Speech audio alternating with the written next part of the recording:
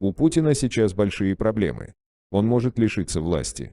Наверное, в его планах было оставаться у власти до 2036 года, не зря же он заставил всю страну принять поправки в Конституцию. А конкретнее, поправку, которая разрешит ему пойти на следующий президентский срок. Вся избирательная система находится под его контролем. Путин уже немало лет, и мы думаешь, что он задумывался о том, что ему все-таки придется уйти с поста президента. Но нужно задуматься о том, кто заменит его. Требуется человек, который также понравится народу, у которого будет безупречная репутация, достаточный опыт. В нашем сегодняшнем видео мы попытались ответить на вопрос, кто может стать следующим президентом страны. Вопрос преемника Владимира Владимировича Путина на посту президента России возникает каждый раз, как только происходит назначение нового лица в высших эшелонах власти или возникают опасения из-за здоровья президента. Действительно, этот вопрос далеко не праздный и крайне важный. Не будем уподобляться информированным инсайдерам и пересказывать досужие фантазии и мечты среднего и мелкого чиновничества, а обратимся к логике процесса. В России сотни лет правитель сам себе выбирает преемника, а когда этот процесс оказывался нарушен, то получала страна множество проблем. Хорошо это или плохо, я рассуждать сейчас не буду, не о том речь веду. Нас интересует другой вопрос, как будет проходить процесс выбора преемника и как нам заранее понять, кто претендует на пост главы государства, а кого неразумные политологи решили пропиарить.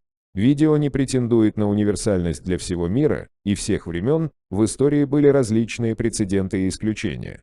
Я четко описываю граничные условия, и в данном случае речь идет о выборе преемника в 2024 году, если до того момента не случится форс-мажора. Наверняка, среди зрителей найдется значимое количество человек, что будут внимательно отслеживать рассказы экспертов и политологов о том, как за полгода до выборов Владимир Владимирович Путин собрал совещание и сказал: «Скоро выборы, подготовьте мне списки возможных кандидатов, чтобы мы подумали, кого поддержать, и работа закипит». Есть другая крайность – вера, что лично Путин уже давно выбрал себе преемника и сейчас его тайно натаскивают, готовят и воспитывают. Есть же Коля у Лукашенко, так почему бы Путину кого-то не растить? Оба эти варианта являются красивыми пиар-легендами. Потенциальных кандидатов в президенты уже начали готовить, но не лично Путин, а его вассалы, в меру своих разумений и имеющегося в наличии человеческого материала. Для начала процесса не нужно было отдавать приказы, умные люди понимают будущие потребности без слов, а шанс стать бывшим другом или старшим товарищем президента страны на дороге не валяется. Посмотрите, как устроились бывшие начальники и старшие товарищи Путина.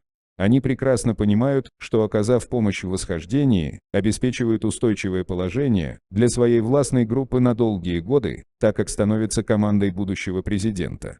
Кандидаты не из вассальных Путину властных групп даже не будут рассматривать, уж это он себе позволить может. И нас не должны смущать бывшие начальники нового президента, в какой-то момент старые отношения будут пересмотрены кардинально, а на одной ностальгии и привычке многого не добьешься, у всякой благодарности есть границы разумного.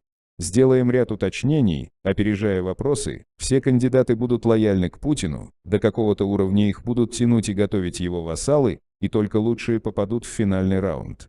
В 2024 году будет выбор не проходной кандидатуры, как было в 2008, а полноценного преемника, человека, который на следующие 1,5 десятка лет возьмет управление страной на себя, не позволит сесть себе на шею и обеспечит преемственность элит.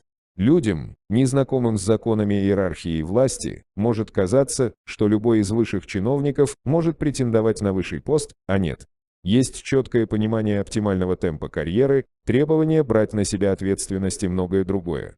Не будем углубляться в детали и описывать все возможные требования, просто покажем, как должна будет строиться карьера потенциального кандидата в преемники. Будущий президент должен идти по первым, руководящим позициям, он должен уметь и быть способным принимать решения, быть лидером и руководителем. Можно много рассуждать про личные особенности потенциальных кандидатов, про их чувство ответственности, ум, умение решать проблемы и так далее, но так как некоторые качества компенсируются хорошо подобранной командой, то не будем уходить в эти детали. Есть один важный нюанс – нельзя засиживаться на должности, даже если ты уже у самого верха. Если долго сидеть на одном месте, то накапливаются ошибки, сам человек и его окружение бронзовеет. Да и все конкурентные властные группы в какой-то момент объединяются против тебя. Поводов накапливается даже много. Нужно движение, средний срок нахождения на одной ступени– 27 месяцев, плюс-минус. Наступает самое время для успешного завершения важнейших задач, проектов и шага вверх. Успешно отработав положенный срок, кандидат вместе с командой идет на повышение. При этом члены его властной группы, часто на уровне инстинктов людей власти, понимают, что именно происходит, и начинают передавать своих молодых вассалов в свиту кандидата. Какой возраст должен быть у кандидата? Какие личные качества? Путин будет привечать людей, похожих на его собственный идеализированный образ. Плюс кандидат должен быть на одно поколение младше Путина. Теперь речь идет о наследнике, продолжателе в хорошем смысле этих слов, человеке, который станет со временем сюзереном для большинства руководителей властных групп. Путин стал президентом в 48 лет, Медведеву было 43, скорее всего в 2024 году кандидату будет от 45 до 50 лет, то есть сейчас ему 40-45.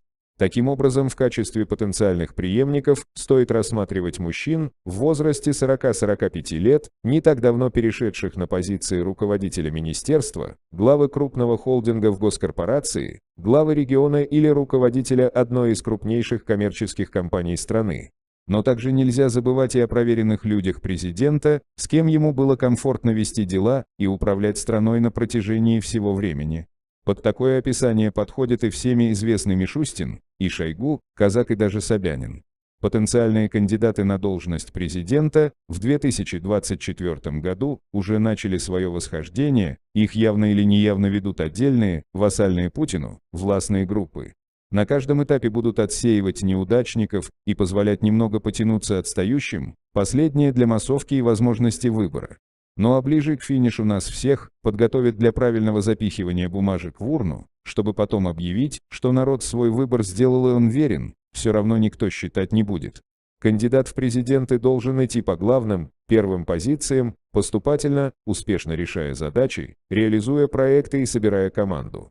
Около 2022 года успешные кандидаты в возрасте 43-47 лет займут должности главы или первых заместителей администрации президента или правительства. Вот их них и будет выбор. Ну а фальстарты нас не должны волновать, если только не будет форс-мажора. В этом случае мы узрим авантюрные и сверхавантюрные назначения, и никто не будет застрахован от очередного смутного времени. Дорогой зритель, спасибо, что досмотрел данный ролик до конца.